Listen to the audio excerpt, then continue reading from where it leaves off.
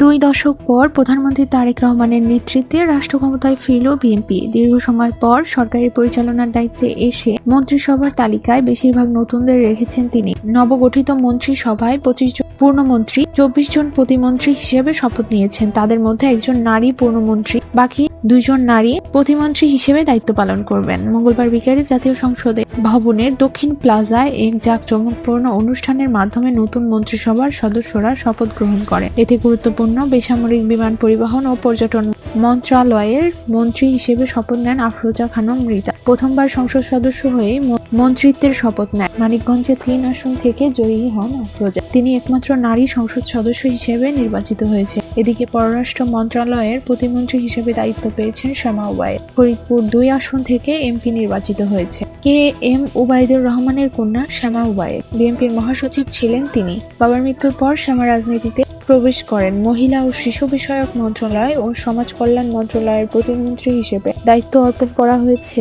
ফারজানা শারমিন পুতুলের ওপর। তিনি নাটোর 1 আসন থেকে নির্বাচিত হন। তার পিতা ফজলুর রহমান পটল 91, 96 ও 2001 একই আসন থেকে নির্বাচিত সংসদ সদস্য ও মন্ত্রী হিসেবে।